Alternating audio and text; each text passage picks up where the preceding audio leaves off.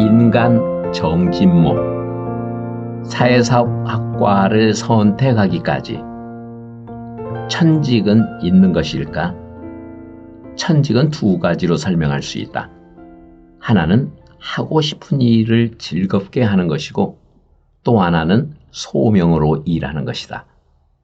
소명은 왕이 신하에게 부여한 명령과 같이 하늘이 내게 내린 천명, 즉 당신이 해야 할 일을 내게 맡긴 일로 볼 수 있다. 소명은 장인의 삶에서 쉽게 찾아볼 수 있다. 장인들에게 이 일은 단순히 먹고 살기 위한 생계수단을 넘어선다. 그들은 금전적 보상이나 명예를 위해서 일하지 않으며 재미와 보람으로 일한다. 일 그 자체가 즐겁고 일에서 삶의 의미를 찾는 사람들이다. 나에게 사회복지는 천직이고 사회복지 장인이 되고 싶다. 쌀 팔아 서울로 상경하다. 대학 입시에 떨어지고 나니 학생 때의 당당함은 어디로 가고 아무도 뭐라 하지 않는데 스스로 주눅이 들었다. 부모님은 나름 기대를 하셨는데 크게 실망하셨을 것이다. 그러나 내색은 하지 않으셨다. 가끔 대학 간 친구들이 편지를 하거나 찾아오면 살짝 열등감도 들고 염세주의에 빠져 있기도 했다. 어떻게 할까? 학원들이 있는 도시로 나가 공부를 하고 싶지만 그럴 수 있는 상황은 아니었다. 마음을 추스르고 작은 공간을 마련하여 공부를 시작하였으나 어려움이 많았다. 엄마 혼자 많은 농사를 짓고 있어 그냥 보고 넘길 수가 없었다. 낮에는 엄마를 도와 일하고 밤에 틈틈이 공부했다. 주경 야독하였다. 그리고 공부를 하고자 해도 적절한 참고서도 없고 모르는 것을 물어보거나 상의할 사람이 없어 답답하였다. 벼농사를 추수할 때가 되었다. 이렇게 계속 있으면 대학을 갈 수 없을 것 같아 입시 준비를 위해 서울로 가야겠다고 마음을 먹었다. 지금 대학 가려고 서울 간다고 하면 아버지가 승낙하시지 않을 것 같았다. 그냥 내 마음이 그랬다. 고민하다가 엄마한테 도움을 청했다. 엄마는 항상 내 편이었다. 엄마는 쌀을 팔아 내가 서울에 갈 수 있는 돈을 마련해 주셨다. 11월 초. 나는 간단하게 짐을 챙겨 서울로 왔다. 입시까지는 2달 남짓 남았다. 서울은 처음이었다. 신촌 이화여대 앞에서 하숙하면서 재수하고 있는 친구의 도움을 받아 이대역 근처에 있는 형설 독서실에 자리를 잡고 종로에 있는 학원에 다녔던 기억이 난다. 아버지께 아버님 전상서를 올렸다. 왜 서울로 왔는지, 어떻게 살고 있는지를 고하고 도움을 청했다. 아버지는 별 말씀 없이 공부할 수 있도록 도와주셨다. 이것이 부모인 것 같다.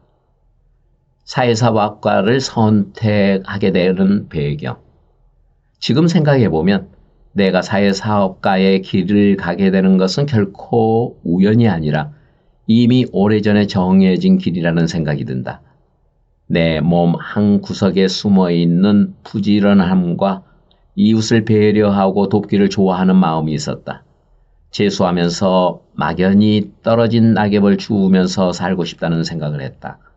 이 과정에 친구들의 조언이 내 안에 숨어있는 DNA를 일깨워 주었다. 1968년 1월 원서를 낼 때가 되었다.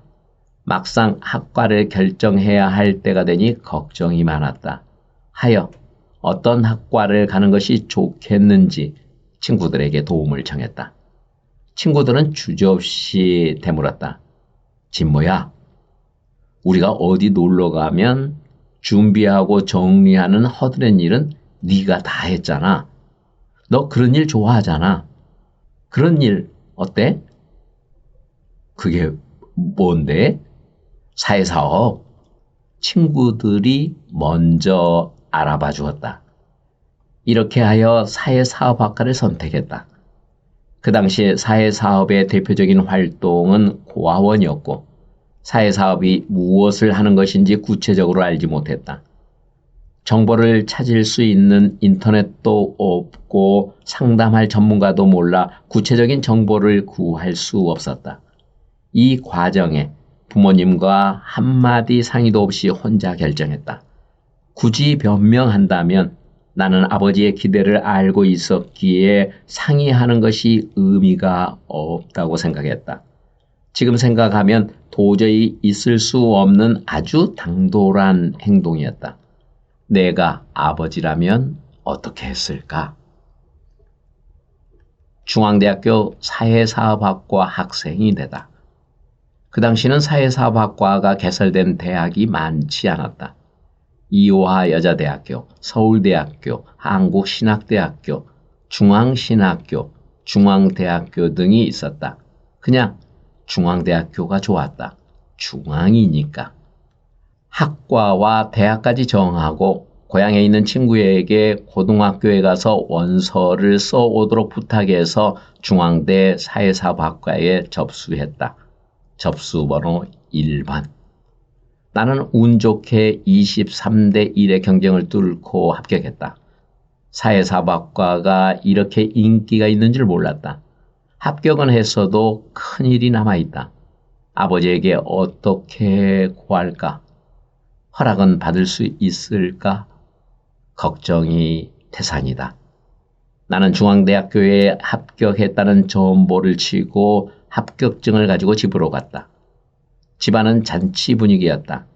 중앙대학교는 대단한 학교였다. 아버지는 수고했다고 좋아하셨다. 그리고 어떤 공부를 하는지 물으셨다.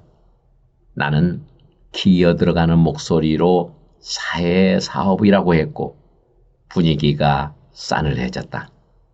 아버지는 크게 실망한 표정으로 나가셨다. 나는 나에 대한 아버지의 기대를 잘 알고 있기에 더욱 미안하고 할 말이 없었다. 후에 안 일이지만 아버지는 지가 무슨 돈이 있어서 라고 말씀하셨다고 했다.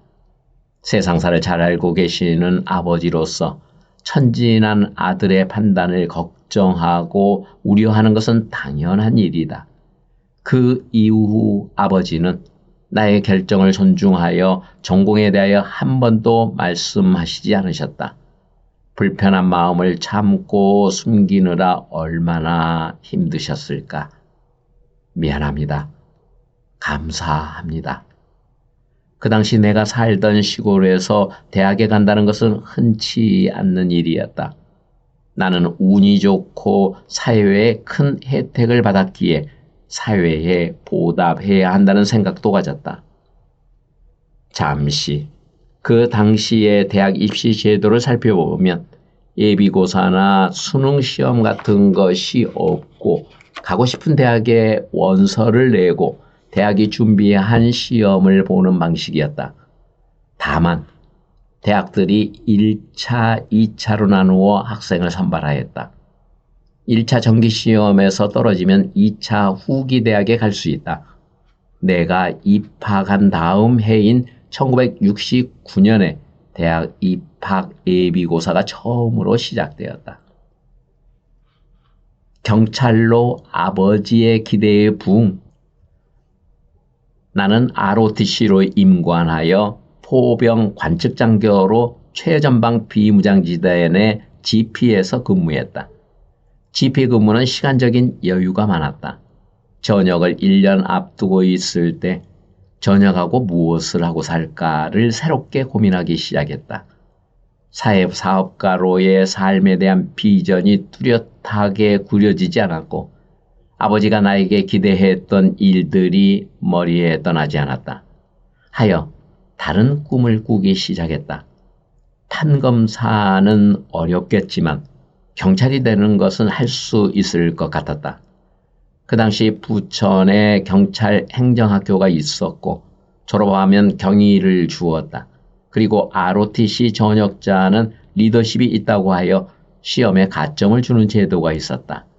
이것은 나를 위해 마련된 곳이라고 생각하고 시간이 날 때마다 열심히 준비했다.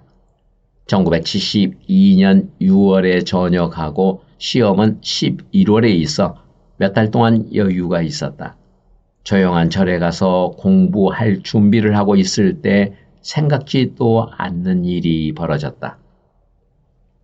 선배와의 만남, 사회사업가로 첫 발을 내딛다. 군에서 만난 여자친구가 전역하고 고향에 가더니 소식이 없어 궁금하기도 하고 그런 사람이 있는지 확인차 연락도 없이 먼 길을 찾아왔다. 그녀는 롱스커트에 넓은 모자, 삐딱구두를 신고 기차역에서 20리 흙길을 걸어서 시골집을 찾아왔다. 나는 부모님께 그간의 상황을 말씀드렸고 부모님은 나쁘지 않는 표정이셨다. 아마 내가 장가갈 나이가 되었고 아가씨를 보니 튼튼하고 좋게 보였던 것 같다. 그녀는 지금 아내로 함께 잘 살고 있다. 이튿날 혼자 보낼 수 없어 데려다 주려고 용산역에 내렸다.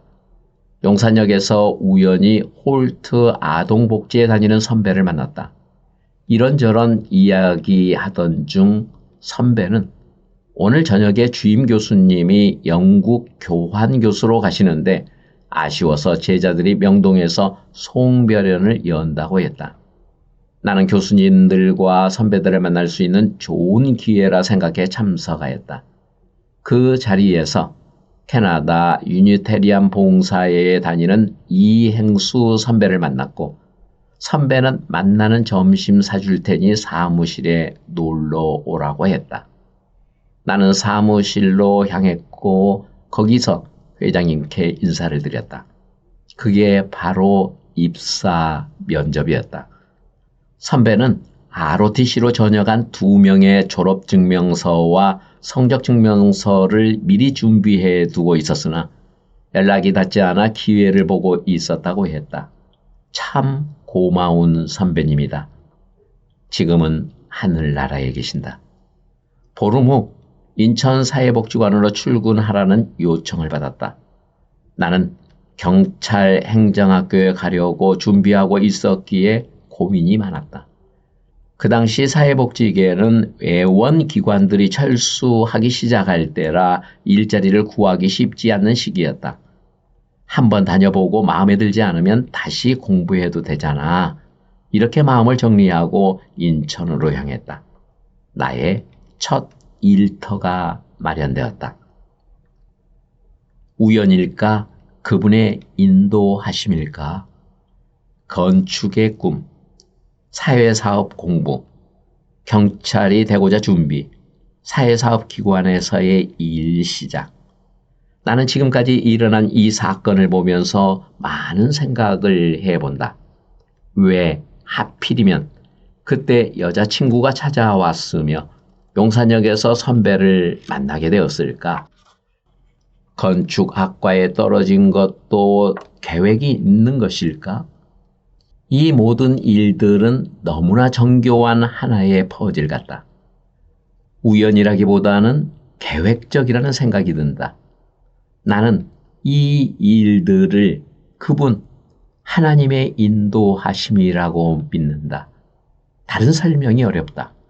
만약 건축가가 되었더라면, 여자친구가 찾아오지 않았다면, 용산역에서 선배를 만나지 않았다면, 경찰의 길을 갔었다면 나는 어떤 삶을 살고 있을까? 지금처럼 만족하며 잘 살고 있을까? 나는 지금의 이 길에서 선배에게, 멋진 여자친구에게, 그리고 그분의 인도하심에 깊이 감사하고 있다. 이렇게 하여 나는 사회복지사의 길을 걷게 되었다.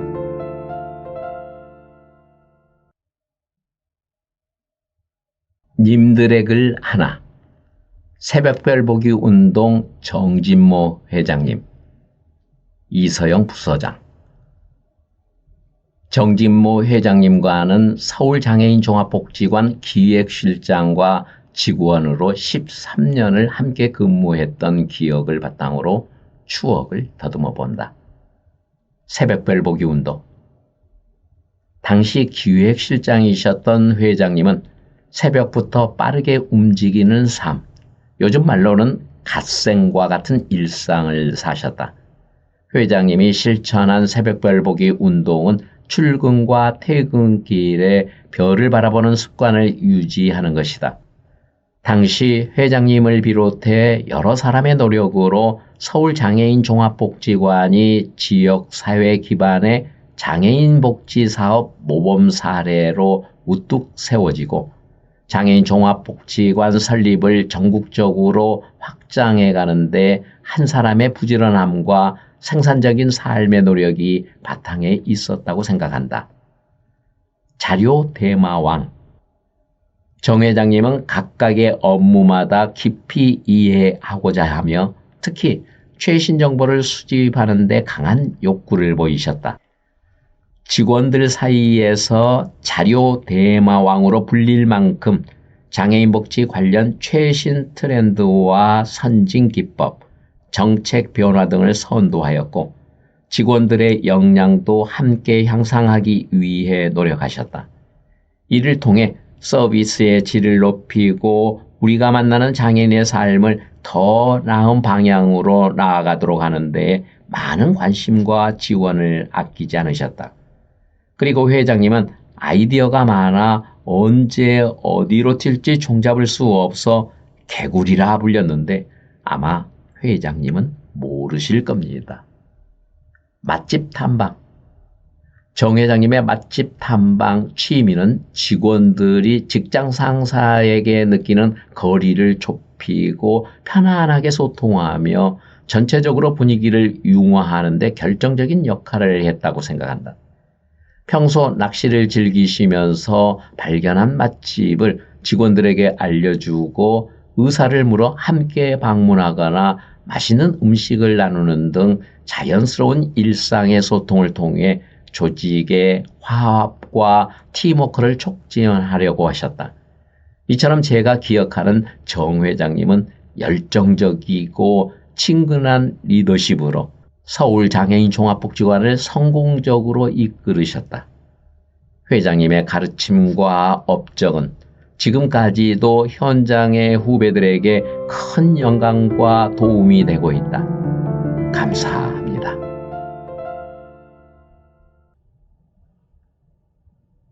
님들의 글 둘.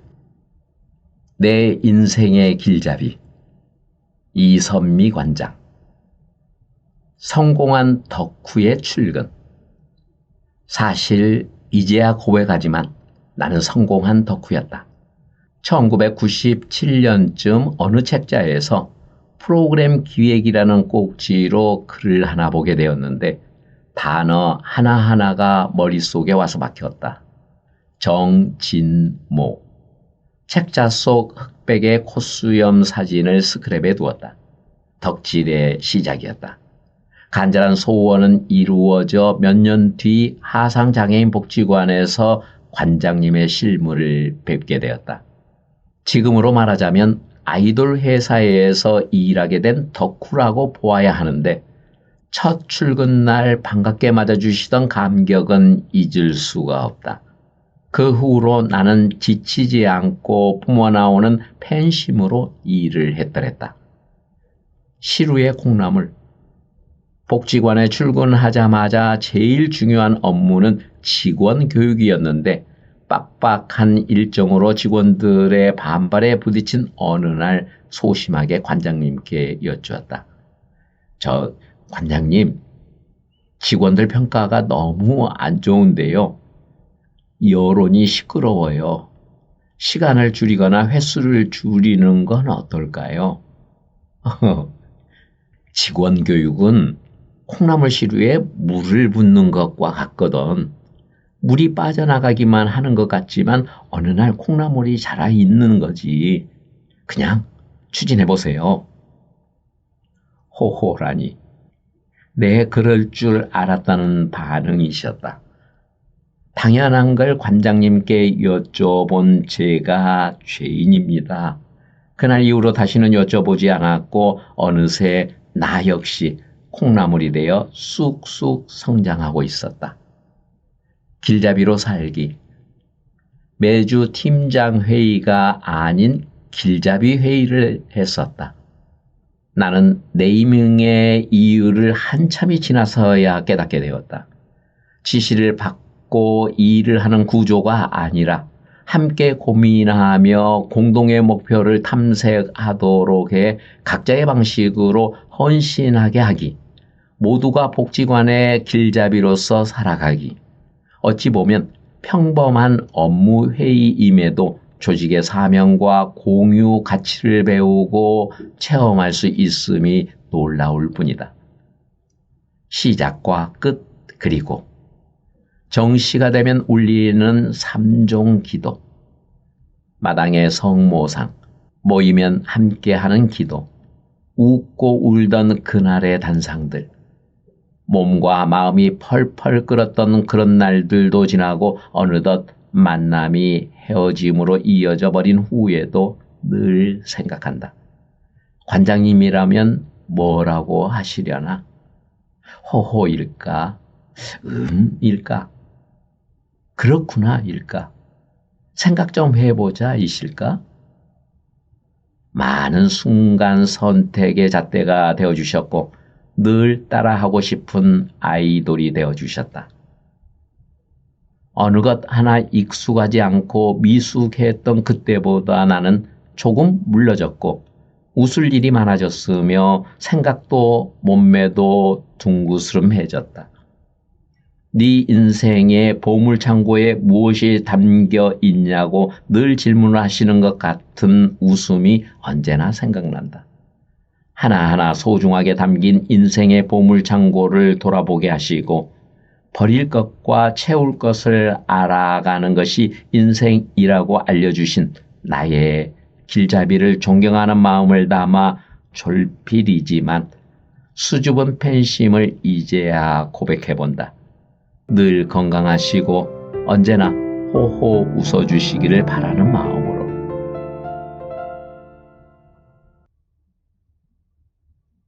님들의 글 셋. 일하는 재미를 알게 한 정 관장님과의 행복한 추억 이야기. 김은선 관장. 2004년 10월 1일은 제 인생의 멘토를 만난 날이다. 나는 영유아 아들 둘을 둔 엄마로서 집과 가까운 곳에 직장을 찾고 있었다. 마침 양천구에 장애인 복지관을 개관한다는 소식을 듣고 입사를 고민할 때 관장으로 정진모 관장님이 오신다는 것을 알게 되어 이직을 결심하였다. 정 관장님과 함께 일하면서 깨우치고 느낀 것들을 생각해 본다. 양천장애인복지관 왜 설립했을까? 양천장애인복지관은 개관을 준비할 때부터 달랐다. 정 관장님은 직원들과 함께 매일 저녁 양천장애인복지관 왜 설립했을까 등의 질문을 던지며 공론의 장을 마련하였다. 이는 다른 곳에서는 찾아볼 수 없는 일이다. 때로는 해야 할 일도 많은데 더 알고 있는 것에 시간을 낭비한다는 생각도 하였다. 이 과정에서 우리는 무엇을 할 때 왜 하는가를 먼저 생각하게 하는 태도를 길러주었다. 생각해보면 참 의미 있는 시간이었다. 직원들을 믿고 지지하다. 보통 복지관을 개관할 때는 기자재나 비품 구매, 사업 계획 수립, 이용자 맞이 준비 등 할 일이 차고 넘쳤다. 거기다가 야간에는 토론도 해야 했기에 매일 야근을 했다. 그러면서도 불평 없이 신나게 일했다. 이후 가족지원팀장으로 다양한 사업을 개발하고 해마다 몇 개의 프로포저를 쓰고 공모사업을 수행해도 힘들지 않았다. 내가 하고 싶은 일을 제안하면 그 일 왜 하려 하우? 물어보고 의도가 분명하고 의지가 보이면 설사 부족함이 있어도 신나게 일할 수 있도록 여건을 만들어주고 멀찌감치해서 묵묵히 지켜만 보고 있었다. 정 관장님은 직원들의 일을 간섭하기보다 믿고 맡기는 리더십을 사용하셨다. 사람들은 믿음에 보답하고자 하는 마음이 있다. 우리는 그 많은 일을 하면서도 믿음에 감사하고 신나고 행복하게 일했다. 속은 것 같다. 빚주는 삶을 살자. 정 관장님은 이 일은 혼자 하는 것보다 함께 할 때 그 의미와 성과가 확장될 수 있음을 늘 강조하셨다. 특히 네트워크를 할 때는 진정으로 대하고 누군가가 나에게 신세해졌다는 느낌이 들도록 하라고 일러주셨다. 그 말씀을 되새기며 관장이 된 지금 그 얘기를 우리 직원들에게 똑같이 하고 있다. 이후 양천을 그만두고 한우리 정보문화센터로 자리를 옮기실 때 나도 따라가서 정년 퇴임 시까지 함께 일했다. 영원한 멘토 정진모 관장님과 함께 일한 기간은 나의 성장을 이끌어준 자양분 같은 시간이었다. 후배들에게 귀감이 되어주시고 모델을 제시해주신 정 관장님, 감사합니다. 사랑합니다. 존경합니다.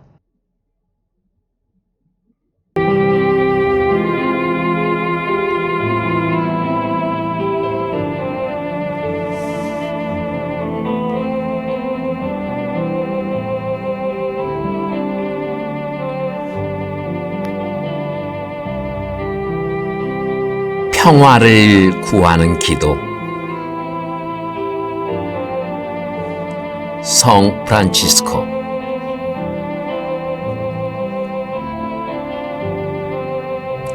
주여, 나를 당신의 도구로 써 주소서.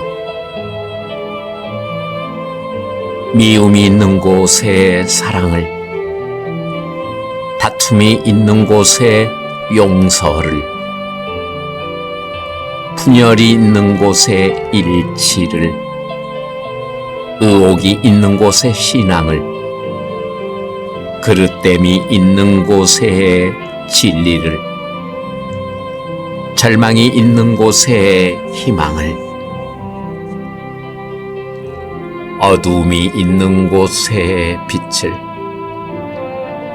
슬픔이 있는 곳에 기쁨을 가져오는 자 되게 하소서.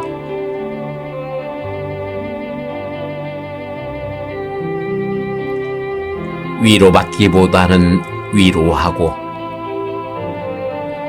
이해받기보다는 이해하며, 사랑받기보다는 사랑하게 하여 주소서. 우리는 줌으로써 받고, 용서함으로써 용서받으며, 자기를 버리고 죽음으로써 영생을 얻기 때문입니다.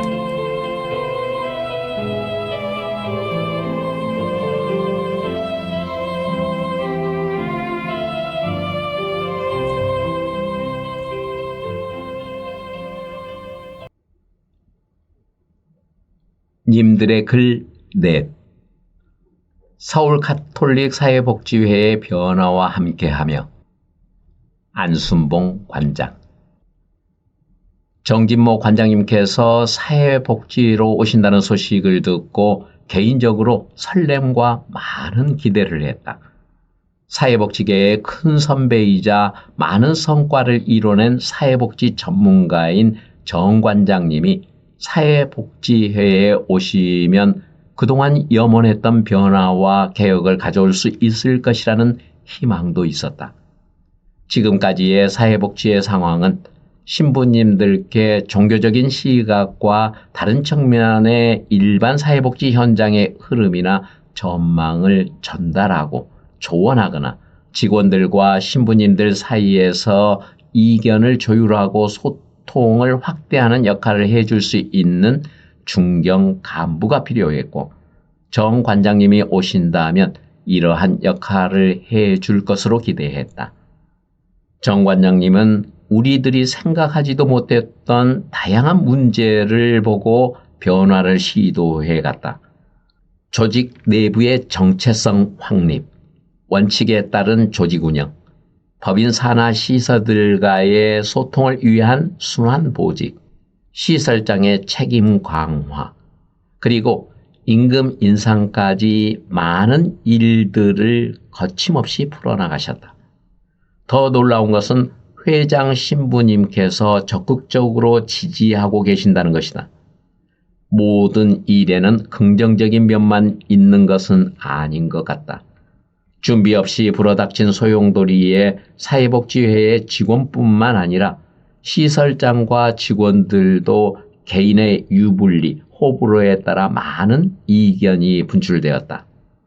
그 중에는 부정적인 시각도 있었으나 대부분 긍정적으로 받아들였고 한번 해보자는 분위기가 강했던 것으로 기억한다.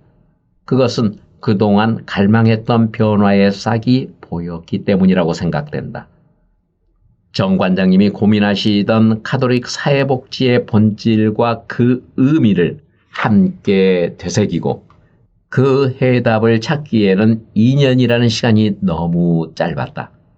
카톨릭 사회복지회는 교회 기관인 동시에 사회복지기관의 이중적 성격이 있는 곳이다.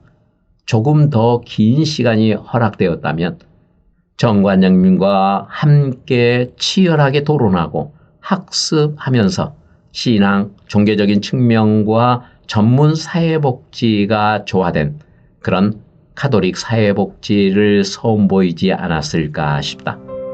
감사하고 아쉬움이 있는 만남이었다.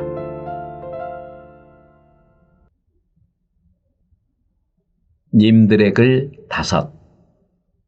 3번의 동행, 영원히 살아있는 가르침.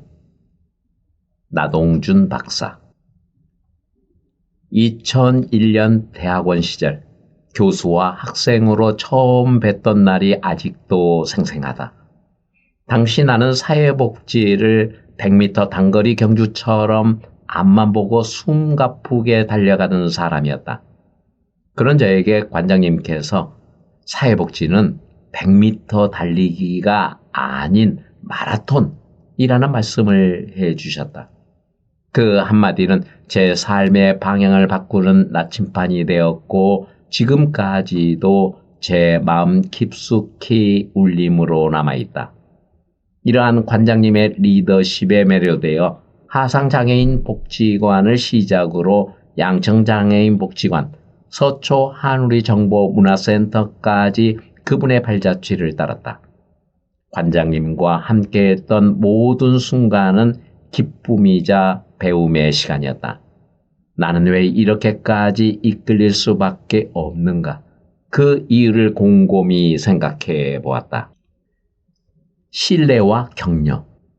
관장님은 저를 깊이 신뢰해 주셨다. 작은 재능이라도 알아보고 마음껏 펼칠 수 있도록 늘 격려해 주셨다. 지시와 통제가 아닌 함께 고민하며 공동의 목표를 찾아가도록 이끄는 길잡이 같은 분이셨다.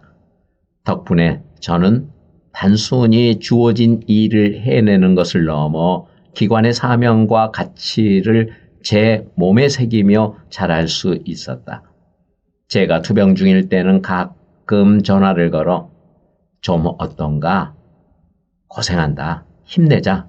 라며 걱정해 주셨다. 또 투병에 도움이 될까 해서 직접 재배한 아로니아를 매년 보내주셨다. 그 따뜻한 마음은 제게 큰 위로가 되었고 지금도 잊을 수 없다. 세심한 배려와 실천. 관장님은 장애인을 생각하는 마음이 깊고도 세심하다. 하상에 계실 때는 시각장애인 안마사의 부정적인 이미지를 개선해야 한다며 복지관에 안마센터를 개설하셨고 한우리 개관 당시에는 식당을 꾸밀 때 발달장애인 교육을 위한 다양한 식탁을 영유아들을 위해 온돌방을 만드셨다. 이 세심한 배려를 보며 얼마나 가슴에 품었으면 저런 생각까지 할 수 있을까? 정진모라는 이름이 그냥 붙은 것이 아니구나 생각했다. 미래를 내다보는 해안. 관장님은 늘 내일을 바라보셨다. 아이디어가 풍부하고 옳다고 판단되면 누구의 반대에도 흔들림 없이 밀고 나가셨다. 2003년 하상에서 앞으로 통합교육이 이루어질 텐데 그때 장애인 복지관의 역할을 찾아야 한다며 초등학교 원적 학급의 교사를 파견해 매뉴얼을 개발하려 하셨다.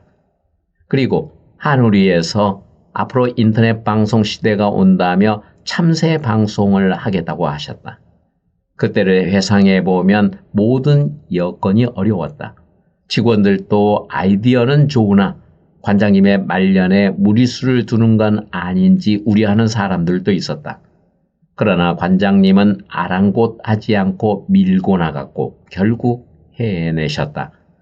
참새방송은 오직 관장님의 작품이다. 유하게만 보이는 그에게 이러한 집념과 의지가 있다는 것이 놀라웠다. 저는 늘 그 모습이 부럽고 또 배우고 싶었다.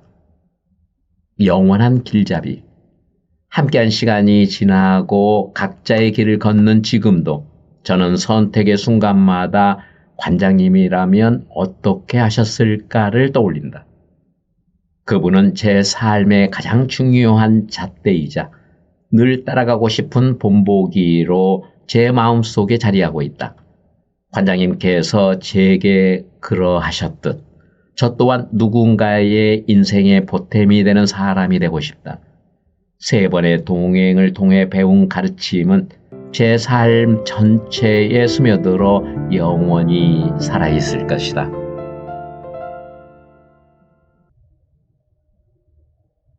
님드래글 6. 조화로움의 리더십. 남기룡 부장. 2005년 어떤 인연으로 서울시 사회복지사협회 사무국장으로 회장님을 모시는 기회를 얻었고 내 결혼식의 주례까지 부탁드릴 수 있었다. 많은 기억 중에서도 나를 깊은 반성과 성찰로 이끈 사건이 있었다. 2008년 회장님께서 제17대 한국사회복지사협회 회장에 출마하셨을 때의 일이다. 당시 서울시 사회복지사협회 회장으로 많은 동료와 지인들의 지지를 받으셨고 주변에서는 당선 가능성이 높다고 평가했다. 하지만 전국의 지역적 상황과 대의원 개개인의 성향을 면밀히 분석해 본 결과 승산은 45대 55 정도로 불리해 보였다. 나는 회장님께 간곡히 의견을 드렸다. 회장님, 이번 선거는 반드시 이기셔야 합니다. 외람되지만 선거를 도와주시는 분들 중 몇몇은 거리를 두시고 선거운동원에서도 제외하시는 것이 좋겠습니다. 그러나 회장님은 단호히 말씀하셨다. 나는 이렇게 해서 이기는 건 별 의미가 없네. 지금까지 함께했고 앞으로도 함께할 사람들을 선거 승리를 위해 등을 져야 한다면 차라리 선거를 포기하는 게 낫다고 생각하네. 결과는 아주 근소한 차이로 낙선했다. 그때 내 조언을 받아들이셨다면 하는 아쉬움과 안타까움을 지울 수 없었다. 정 회장님은 누구의 사람도 특정 이념에 휘둘리지 않고 살아오셨다. 최소한 내 눈에는 그렇게 느껴졌다. 회장님께서 보여주신 말과 행동은 나에게 큰 울림이 되었다. 사회생활 속에서 중요한 결정을 내려야 할 때마다 나는 그 순간을 다시 떠올리게 된다. 늘 당신 멋져 라고 다정하게 사람들과 함께 하셨던 이유, 그리고 그렇게 사셨던 의미를 이제 조금씩 깨닫고 있다. 그 삶의 방식은 나에게도 깊은 울림을 주고 있다. 함께할 수 있었음에 감사한다.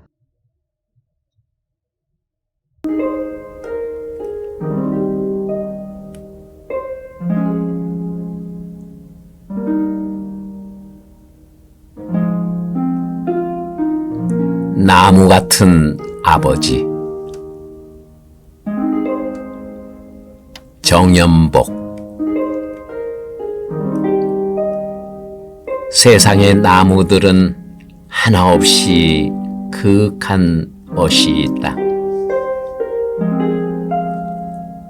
한평생 자연의 순리대로 살아가면서 안달떨지 않고 느긋하게 제 할 일 다 한다. 사시사철 비가 오나 눈이 오나 잎새들을 낳고 기르기 위해 보이지 않는 수고를 많이 하면서도 그 힘든 수고를 알아달라고 말 한마디 하지 않는다. 지극정성으로 기른 정들었던 잎새를 때가 되면 훌훌 떠나보내면서도 소구름이야 오죽했으랴만 겉으로는 눈물 보이지 않는다. 나도 앞으로는 나무를 조금씩 닮아가고 싶다. 자식을 품 안에 넣고 기를 때와 미련 없이 떠나보내야 할 때 이 둘을 구별할 줄 아는 나무 같은 아버지가 되고 싶다.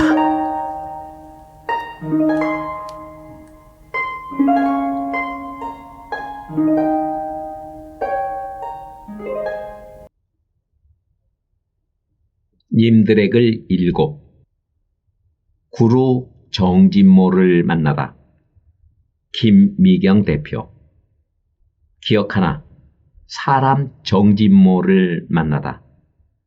한때 웰펌은 매우 다이내믹한 모습이었다.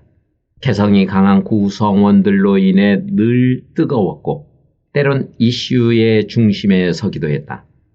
이를 대응하는 과정에서 서로의 생각에 매몰되어 갈등을 경험하는 일이 반복되던 어느 날 드디어 헤어질 결심을 하게 되었다.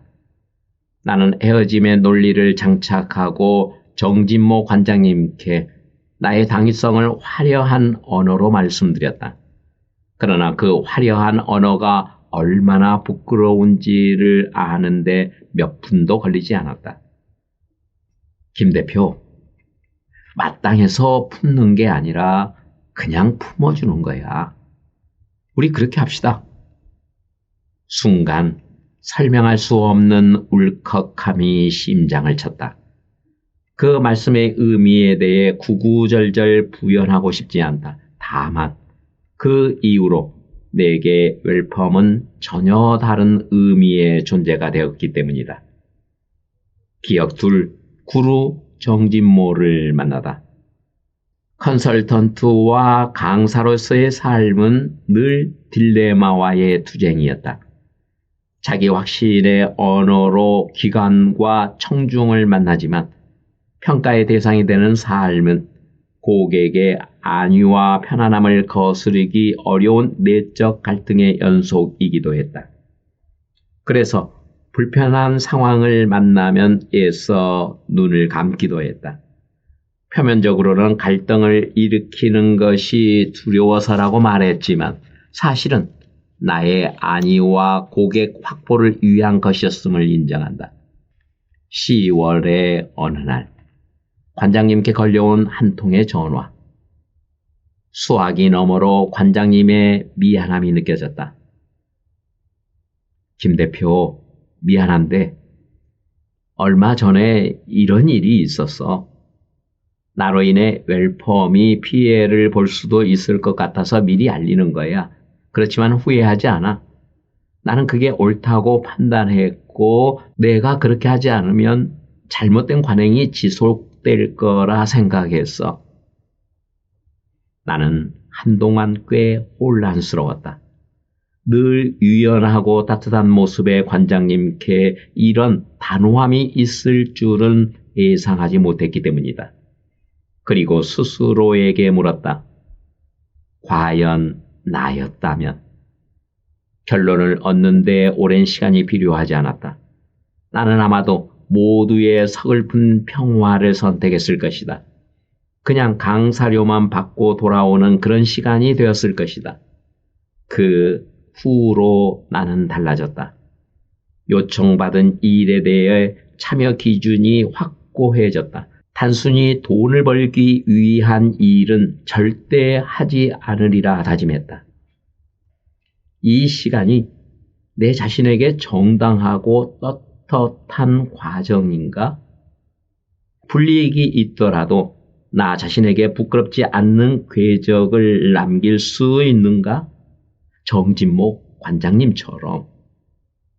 그렇게 관장님은 컨설턴트이자 강사인 김미경의 삶을 관통하는 가장 중요한 기준을 주셨다는 것을 아마 아직 모르실 것이다. 이 글을 통해 고백한다. 감사합니다.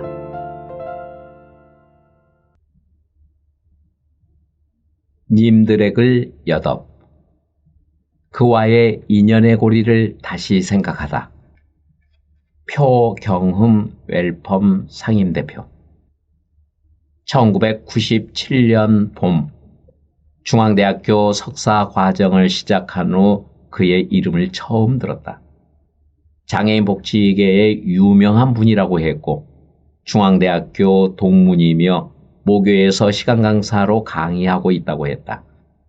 처음 그를 만났던 인상은 뭔가 설명하기 어려운 오묘함이 있고 특유의 미소와 함께 독특한 패션과 나름의 삶의 결이 느껴졌다. 서초 한우리 정보문화센터 관장으로 근무하실 때 경제적으로 여전히 좀 힘들었던 나에게 박사 과정 기숙사비를 흔쾌히 내어주신 것을 기억한다.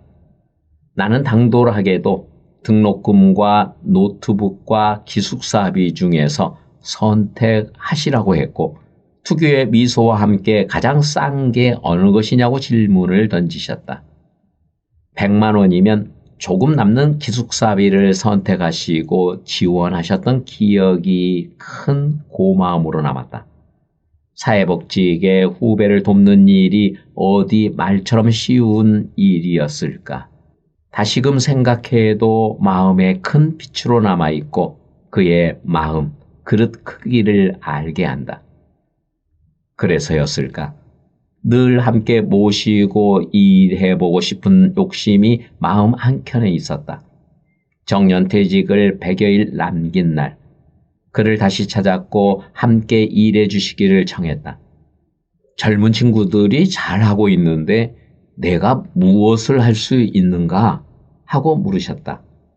이 일은 저희가 하더라도 여기저기 부딪히고 어려움이 많으니 좀 도와주십사를 청했고 웃으시며 그런 일이라면 내가 할 수 있겠다라고 하시며 비영리 컨설팅 웰펌 대표를 허락해 주셨다.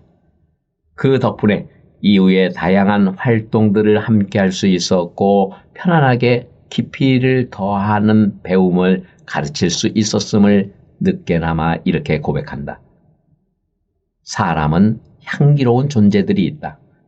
그의 삶과 뒷모습이 특히 그렇다. 젊은 시절 자전거 타고 사회사업하던 이야기를 하실 때에는 전설을 듣는 느낌도 들지만 1970년대의 세상을 보고 자랐기에 짐작이 되고 그림이 그려지는 장면들도 있다. 손주, 사위들과 지내는 일상의 모습을 말씀하실 때 눈가의 잔주름과 함께 더 깊은 눈웃음이 내 가슴으로 파고든다. 어른의 모습이다. 세월이 빠르다고들 한다. 그를 만난 시간이 어느새 30년이 다 되어간다. 항상 여유롭게 베풀어 주시는 그 넉넉함에 시간 가는 줄도 모르고 살았다. 늦은 오후에 만나는 조그마한 카페에 재즈 피아노 선율들이 흐르는 공간을 많이 닮았다.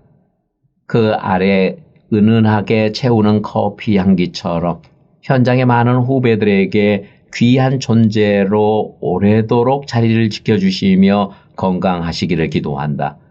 그의 삶이 한국 장애인 복지 실천 역사이고 살아있는 박물관이기 때문이다. 끝으로 나는 얼마나 그를 닮아갈 수 있을까라는 삶의 과제가 있다. 다소 생뚱맞는 소리일 수 있으나 적어도 후배로서 닮고 싶은 선배의 존재는 작은 이정표이자 방향과 같은 것이다. 힘들 때마다 생각하고 바라보는 성모상처럼 말없이 미소를 지으며 잘했어 라고 격려해 주던 그를 오래 기억하고 가슴에 새겨둘 듯하다. 그래서 먼 훗날 후배들에게 비슷한 이야기를 들을 수 있다면 작은 향기를 남기는 삶이 되지 않겠는가. 아낌없이 내어준 큰 나무의 그늘처럼 고마운 그의 삶을 축복하며 고마움을 전한다.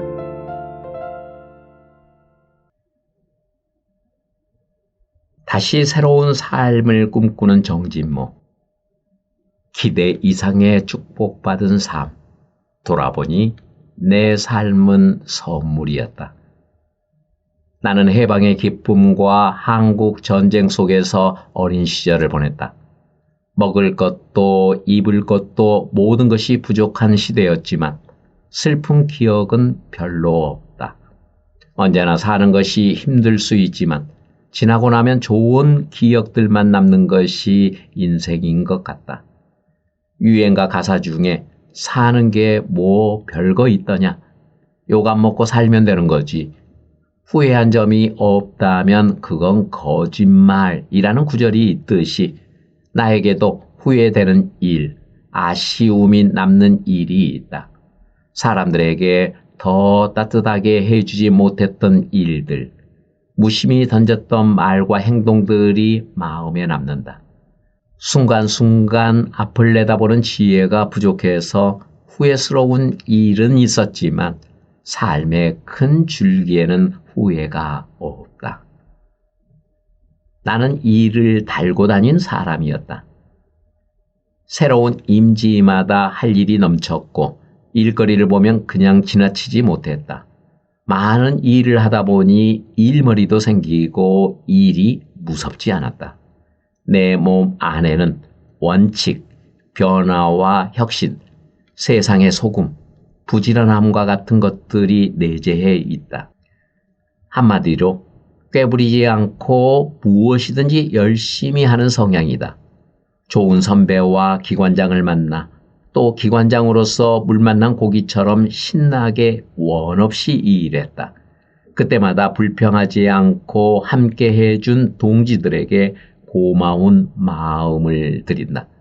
나는 능력에 비해 성공한 삶, 행복한 삶, 축복받은 인생을 살았다. 욕심을 내려놓으면 마음이 평안하다. 우리의 삶에는 내가 알지 못하는 그 무엇인가 있는 것 같다.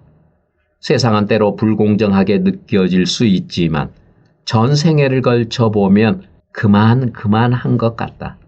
새옹지마처럼 인생에는 예상치 못한 변화가 있고 그것이 나름대로 균형을 이루는 듯하다. 노년기에 꼭 필요한 3가지를 꼽자면 첫째, 큰 질병 없는 건강.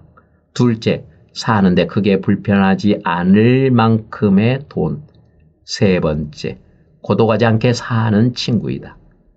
사회복지사로 살면서 2딸 공부시켜 결혼시키고 내가 기거할 집 있고 작지만 조금 저축해 둔 돈과 국민연금으로 크게 욕심부리지 않으면 살아갈 수 있다. 아직 크게 아프지 않고 작은 일은 할 수 있는 힘이 있다. 붓다는 소욕지족이라 했다.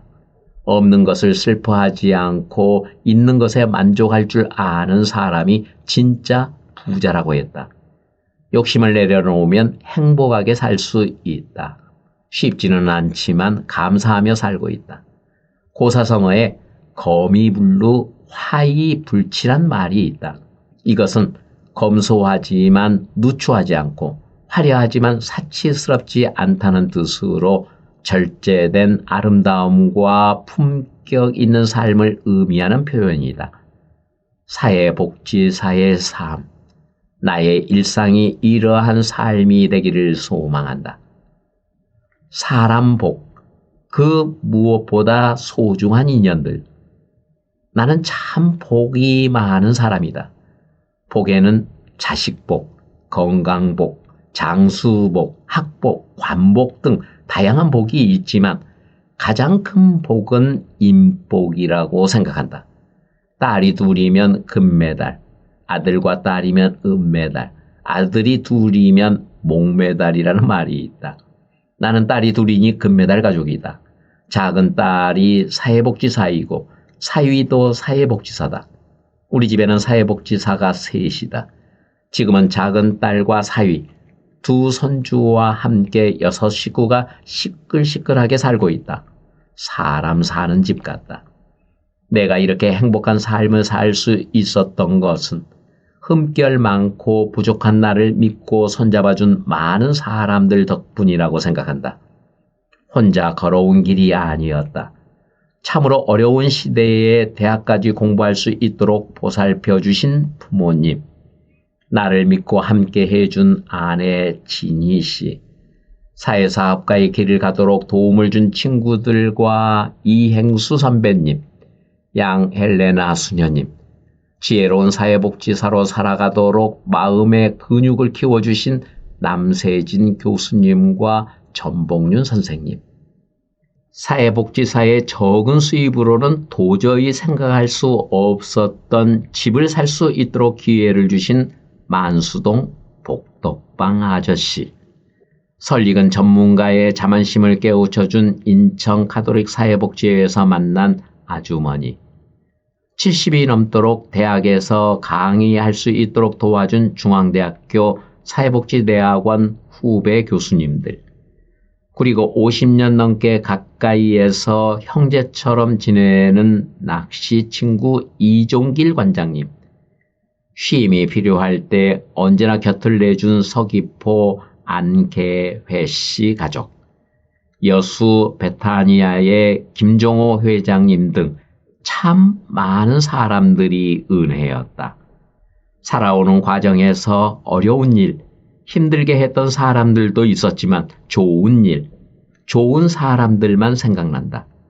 내가 이렇게 살아올 수 있도록 가르침과 도움을 주신 많은 분들께 다시 한번 고개 숙여 감사의 인사를 드린다.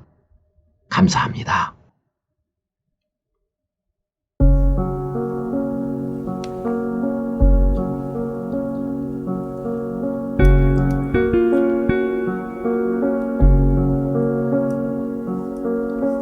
흐뭇한 길, 작가 미상.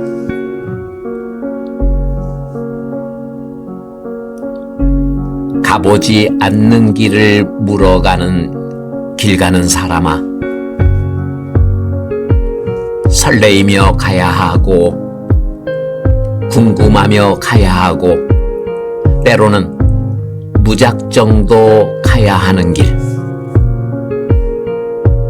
오늘도 나는 그 길을 걷고 있다. 울지도 웃지도 말고 그냥도 아니게 죽어라 가야만 하는 길.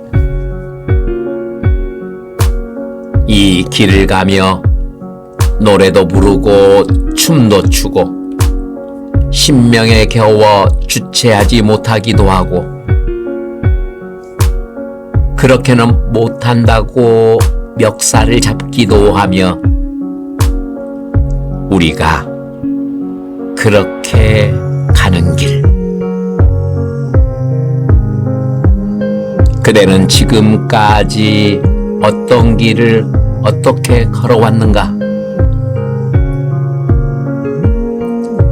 온 것보다 더 많이 가야 하는 이도 있고, 올 것이 왔다고 마냥 걷기만 하는 저들도 있네. 그래, 이래도 가야 하고 저래도 가야 하는 어차피 길이라면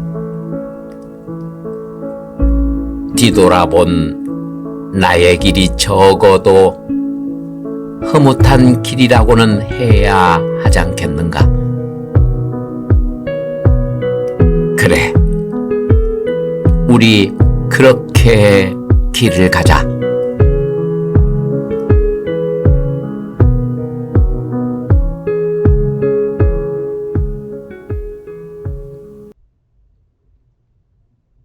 안녕하세요. 책 읽어드리는 집사 백종환입니다. 오늘의 책 당신이 있어 행복했습니다는 저자 정진모 관장님이 40년 사회복지사로서 살아낸 현장의 경험록이다 했습니다. 30년 넘게 봉직한 장애인 복지관의 작은 역사 이야기. 저자는 나는 왜 사회사업가가 되고자 했는가? 어떤 삶을 살고자 하는가에 대한 질문과 함께 저자 정진모 관장님께서 만났던 수많은 사람들, 이용자, 동료, 선후배, 제자들에게서 당신을 만나 행복했다는 말을 듣고 그 순간에게도 저자에게 가장 큰 행복이었다고 고백하고 있습니다. 저자는 누군가의 삶에 작은 힘이 되고 그 사람이 행복해하는 모습을 보며 나도 함께 행복해지는 것, 그것이 내가 사회사업을 시작한 이유였고 지금까지 사회복지사의 길을 걸어올 수 있었던 원동력이었다고 힘주어 말했습니다. 이 책은 그야말로 사회복지사가 바른 교과서와 같은 내용으로 엮어져 있어서 부분을 발췌해 낭독하기가 쉽지 않아 저자에게 남긴 여러 관계자들의 글들을 낭독하게 되었습니다. 사회복지사에게는 필독서와 같은 책이라는 생각이 들어 책 읽어드리는 집사 백종환이도 사회복지사 여러분들에게 강력히 추천하며 다시 한번 저자인 정진모 관장님께 감사드립니다.